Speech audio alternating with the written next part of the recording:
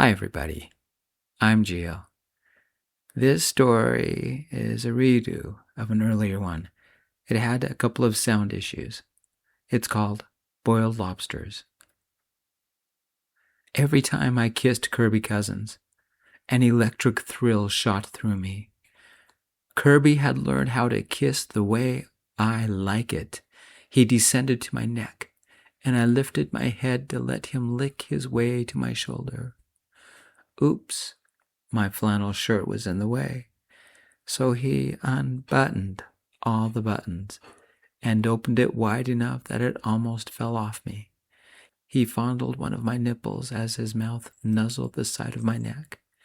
"That's nice," I whispered. We sat on the old leather living room couch, alone in the house. He had started a fire in the gas fireplace, turned the lights out, lit a couple of candles, and light jazz played in the background. Kirby had just gotten home from college, and I had come over because it had been days since we'd last met. I needed to see him, hold him, feel him near me. A car drove past the house. "Are you sure we're alone?" I said, and unbuttoned the first button of his shirt. Kirby gave me a simple answer. He kissed me, pressing inward with his naughty little tongue. I countered with mine. "I love you," I said, and unbuttoned the second button on his shirt. "I kind of guessed," Kirby said back, and kissed my nose. "I missed you so much," I said, moving my hands under his shirt, feeling the smoothness of his ribs. His back. I slipped a hand out and undid the third button on his shirt. "Tell me how much." Kirby kissed his way down my neck, down my chest, tickling the little hairs around my navel, and down. "Mom, Kirby is kissing Will's belly button." Kirby's little sister, Kelsey, stood at the open front door holding a bag of groceries. I scrambled to button my shirt. Kirby jumped up and straightened his pants and adjusted his shirt. Mrs. Cousins stood in the doorway behind Kelsey, holding another bag. "I've been on the road for 24 hours, and this is what I come home to?" Kelsey's eyes opened so wide I'm sure they would fall out of her head, and her hand covered her mouth, stifling a giggle. "Buttons," I whispered to Kirby. He frantically buttoned his shirt. Mrs. Cousins only shook her head a little, and her mouth puckered into a disapproving scowl. They had seen everything. "Mom," Kirby stammered, "I wasn't expecting you home until tomorrow." "Obviously." Mrs. Cousins lowered her head and frowned, glaring at me. Mrs. Cousins drove semis for a living, usually overnight runs, which meant she was on the road a couple of nights a week. She was also a big woman, 6'3". She could have played football with the guys, but they wouldn't have stood a chance against her. I'd learned a long time ago she didn't put up with any crap. She kicked her husband out when she found out about his affair. She scowled, took the groceries into the kitchen, and walked back to glare at us.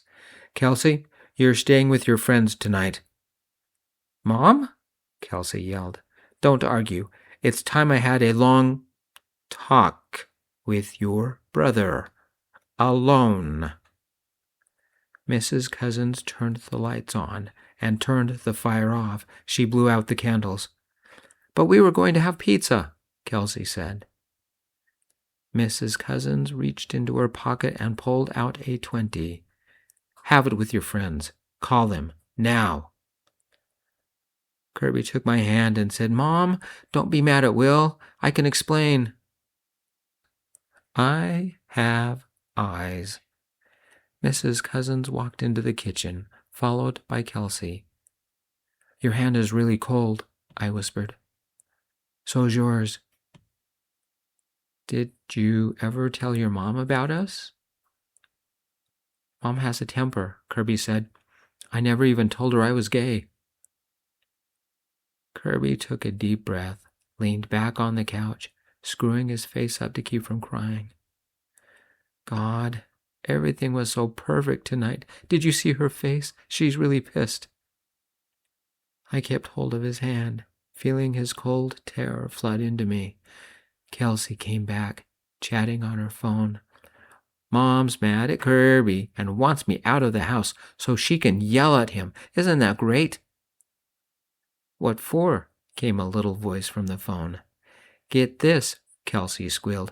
Mom and I got home and Kirby was making out with somebody on the couch. Who? Remember Will? Turns out he's his boyfriend, Kelsey said, squealing. We walked in and they... She went outside before we could hear the rest. Kirby tapped his foot up and down on the floor, repeatedly. I placed a hand on his leg to keep it still. I'm dead, Kirby said. You're 19, I said. So am I. We didn't do anything wrong. Mom won't see it that way. Mrs. Cousins walked in on us and folded her arms. I'm driving Kelsey to her friends. When I get back, I want to talk to both of you. Will, no sneaking out, because I know where you live. If you leave, we'll have this conversation at your parents' place. Tonight. My throat suddenly couldn't swallow, and my mouth went completely dry. Remember, both of you, here, she said, walking out the front door and closing it firmly. A moment later, 2 car doors closed and the car drove off. Neither of us said anything for a few minutes. We only held each other's hands. She only leaves like that to cool down, Kirby said. She's going to kill both of us, I said. Do you think, Kirby said, we could find an apartment and move out in the next 10 minutes? No, I said. Do you think she'll forbid me from ever coming over again and demand we break up? She'll disown me, Kirby said. Do you think I can move in with you? My parents barely tolerate me, I said. What about campus housing? We could live together while we go to school. I'm sorry about this, Kirby said. I didn't want. We'll face it together.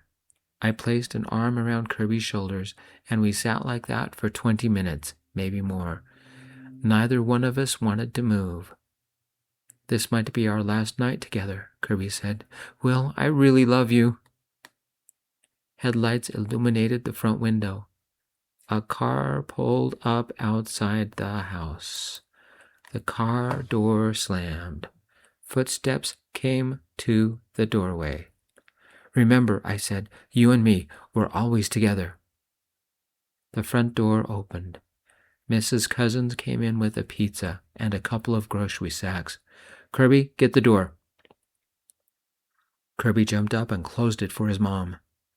Do you need some help? I asked, rising to assist.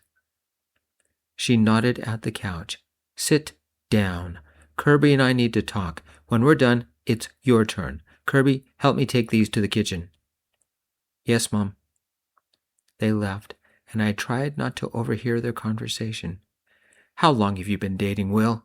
Mrs. Cousins said. Since high school, Kirby said, but we started getting serious 6 months ago. You never said anything.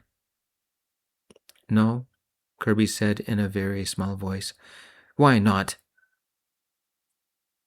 Kirby did not answer. Okay. Have you and Will had... Somebody turned the TV on to block their conversation.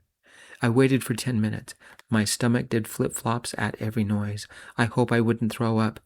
The TV turned off, and my stomach did cartwheels. Will, Mrs. Cousins said, come on back. I took a deep breath and forced myself off the couch. Every step I took felt like I had a 50-pound weight strapped to each leg. When I entered the kitchen, Mrs. Cousins drummed her fingers on the table and uttered a deep, long sigh. Sit down. She gestured to the chair next to Kirby. Kirby had paled, had tears on his cheeks, and didn't look up. He had a couple of tear-stained napkins on the table before him. The unopened pizza box lay between him and his mom. A clump of bananas sat next to her, and she peeled one and ate it. I took a seat next to Kirby and grabbed the chunk of ice he called a hand. Mrs. Cousins didn't say a word. She stared at me. "We love each other," I said, staring back, "and have for a long time. Kirby makes me happy." Mrs. Cousins leaned forward and passed out dry napkins to each of us. "Do your parents know you're gay, about your relationship with my son?" I looked at Kirby. Another tear rolled down his cheek. "Since I've tried to tell them we've had a difficult relationship," I said. "We never got to the part about relationships." Mrs. Cousins raised an eyebrow and said, "What are your intentions with my son? One night stand, find a sweet and little innocent thing and screw his brains out?" "Mom, don't! What we have is beautiful. Don't ruin it." Kirby grabbed one of the napkins and wiped his cheek. I glared back at her. "We fell in love." She gave a slight, sarcastic smile. "Our kids grow up and we never notice." "Come again?" Kirby said. "Eat," she ordered, "before the pizza gets cold." Kirby gripped my hand and looked at his mom. "Don't try and split us up. I love Will." She looked at me. I simply said, "I love Kirby. We're good together." Mrs. Cousins opened the pizza box and took a slice of pizza. She took a big bite and set the slice down. "Between college and car payments, we're not ready to get our own place," I said. "But if we have to, we'll find a place of our own, tonight even." "We'll have to sell one of the cars," Kirby said, and rose from his chair. "Give me 10 minutes. I'll go pack." "Sit down," his mother ordered. "No," Kirby said, chin raised a little, but he still held my hand. "You can't bully me anymore, Mom." The awkwardness dragged out, and the pizza cooled. Mrs. Cousins finished her slice, took another slice, and set it down on the napkin before her. She took a deep breath. Then her eyes laser-focused on me, then on Kirby. "You two have forced me to make a tough decision," Mrs. Cousins said. She pulled one of the grocery bags to the table. "We are about to have the most embarrassing conversation of your lives." "What do you mean?" Kirby said. "Take a slice before it gets cold." Mrs. Cousins pulled a brand new door handle, still in its box, from the bag. It was the kind that required keys. She opened it and pulled one of the keys out. "You're changing the locks, Mom?" Kirby said, squeezing my hand. "You buy us pizza and then you're kicking us out?" "Yep," Mrs. Cousins said. "From your little room to my bigger room. Well, I can't have you and Kirby getting your own apartment. I need somebody to watch over Kelsey until I can switch to local runs. You and Will take the bigger room. I'll take the little one. We'll put the lock on the door so you won't be..." Interrupted. Her frown turned into a funny little half-smile. Kirby collapsed back into his chair. "Mom? You're okay with me and Will? Okay that I'm gay?" "I've suspected for years," she said, chuckling. "But I never expected to walk in on you and your half-naked boyfriend making out on the couch. Do you know you've given Kelsey enough gossip to keep her on the phone for the next week?" I grabbed a slice and relaxed. "You're inviting me to move in?"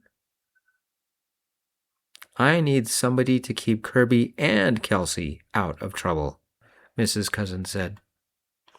"After you've arranged your finances and I've changed my schedule, I'll help you find your own place.